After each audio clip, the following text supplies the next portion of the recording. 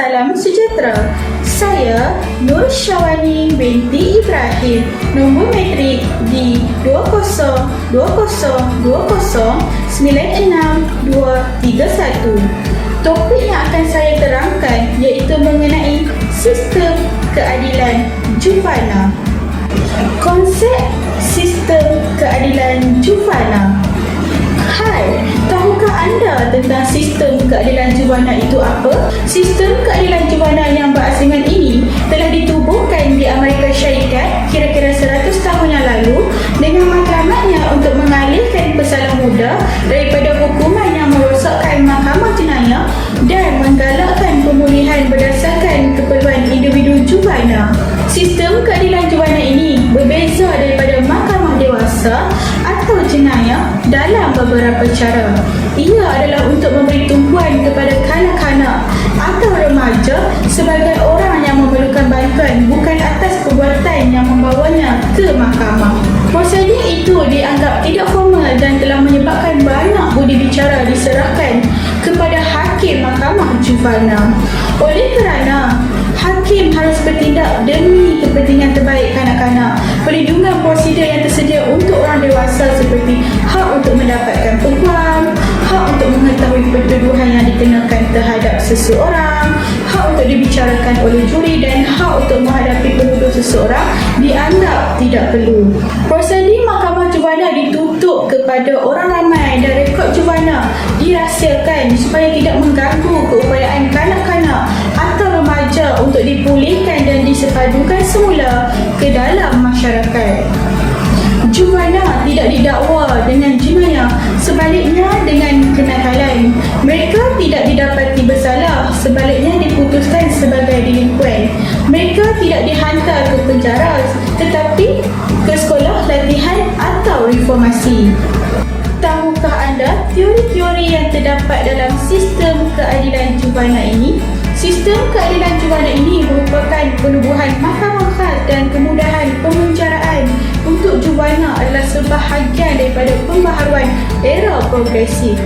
Bersama dengan tadika, undang-undang buruh kanak-kanak, pendidikan wajib, makan tengah hari sekolah dan pendidikan vokasional yang bertujuan untuk meningkatkan perkembangan kanak-kanak yang optimum di bandar industri menurut Skolman 1983. Dan sebab seorang remaja dihadapkan ke mahkamah sama ada kerana melakukan kesalahan atau kerana penderaan atau pengabaian oleh ibu bapanya atau kerana tidak terkawal adalah kurang penting daripada memahami situasi kehidupan kanak-kanak itu dan mencari perkhidmatan pemulihan individu yang sesuai. Manakala, menurut Van Waters 1927, pembaharu percaya bahawa menganggap kanak-kanak dan remaja sebagai penjenayah dewasa adalah tidak semestinya keras dan mengakibatkan mereka rasuah. Dalam kata-kata seorang reformis, sebab utama penubuhan mahkamah juvana adalah untuk mengelakkan kanak-kanak daripada diperlakukan sebagai penjenayah. Teknik-teknik dalam sistem keadilan juvana. Terdapat beberapa teknik yang digunakan dalam sistem keadilan juvana, iaitu mahkamah disaring melalui proses pengambilan, iaitu sesetengah sistem. Proses ini dilakukan dalam sistem mahkamah. Dalam yang lain, ia berlaku di luar sistem mahkamah. Tapisan pengambilan menentukan sama ada kes tidak patut difailkan kerana bukti yang tidak mencukupi. Diselesaikan dengan pengalihan kepada program atau set syarat yang ditetapkan atau harus diteruskan ke pemprosesan rasmi di mahkamah juvana. Bergantung pada undang-undang negeri, keputusan untuk mengetepikan kes ke mahkamah jenayah juga boleh dibuat semasa pemprosesan pengambilan.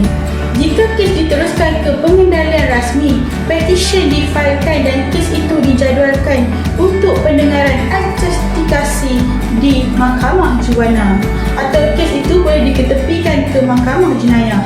Pada pembicaraan adjudikatory yang menetapkan fakta kes, juvana itu boleh diadili sebagai delinkuan dan dijadualkan untuk pendengaran pelupusan.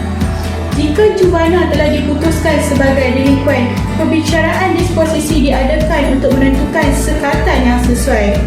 Keputusan termasuk komitmen kepada institusi, penempatan dalam kumpulan atau rumah angkat atau kemudahan kediaman lain, percubaan, rujukan kepada agensi luar atau program rawatan, pengenaan denda, khidmat masyarakat atau pengembalian. Mahkamah Juvana juga berbeza-beza mengikut tahap perkhidmatannya bertanggungjawab. Sesetengah mahkamah hanya mengawasi proses adjustikasi, manakala yang lain menyediakan rangkaian penuh perkhidmatan pra-adjustikasi dan pasca disposisi. Menurut Oktober 1990, lebih separuh negeri Mahkamah Juvana mentadbir perkhidmatan percubaan mereka sendiri dan ramai yang bertanggungjawab untuk penahanan dan pengambilan semula. Beberapa penyelidik telah menyatakan kebimbangan mengenai prosedur keadilan Juvana tertentu. Seperti yang dinyatakan sebelum ini, kekurangan hak untuk perbicaraan juri mungkin mempunyai akibat untuk keputusan perbicaraan. Sekian, terima kasih.